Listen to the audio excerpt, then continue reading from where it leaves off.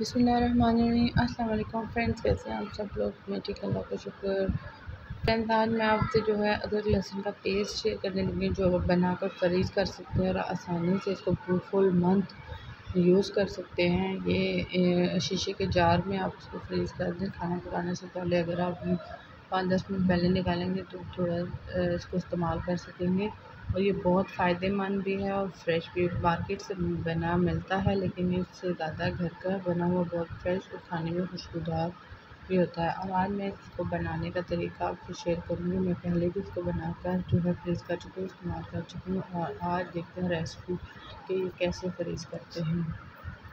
और ये देखेंगे डायरेक्ट मैंने इसको ग्राइंडर में डाल दिया है। मैंने इसको 1 पाव लहसुन और अदरक लेकर, और एक बड़ी ग्रीन मिर्च अगर छोटी है तो 2 डाल लें, वो डालकर मैं इसको ग्राइंड कर लूँगी। और ये अच्छा सा पेस्ट बन जाएगा तो फिर इसमें मैं 2 टेबल स्पून ऑयल डालूँगी, और ये बनाया हुआ पेस्ट जो है वो मैं इस हांडी में ऐड कर दूँगी। और इसको अच्छा सा जो इसका पानी है वो भी ड्राई करेंगे, और वो अच्छी जब स्मेल आने लगी इसको अच्छा सा भूनेंगे, तो फिर हम जो है इसका स्टोर कर सकें। ये जी जो जग में लगा हुआ था, मैंने इसमें पानी डाला है, और अब हम इसको अच्छा सा भूनेंगे। बिल्कुल पानी को बिल्कुल ड्राई करना, और हाफ़ टेबल स्पून इसमें नमक डालना है। और ये रेड चिली भी डाल सकते हैं अगर आपने ग्रीन चिली नहीं डाली तो, लेकिन मैंने इसमें अच्छी बड़ी ग्रीन चिली डाली है तो इसको ज़्यादा स्पाइस करने की ज़रूरत नहीं है, तो मैंने ग्रीन चिली डाली। आप इसको अच्छा सा भूनेंगे, पानी भी ड्राई होगा, ऑयल भी ऊपर थोड़ा सा आएगा।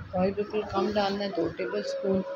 तो ये जी मुझे तो ये बहुत फ़ायदेमंद लगी, और मैंने सोचा कि मैं अपने दोस्तों व्यूअर्स के साथ शेयर करूं, ताकि वो भी बना करके, टाइम की बहुत बचत है इसमें कि अब बना के रख लें और आसानी से जब खाना पकाने लगें तो जल्दी खाना भी पक जाता है।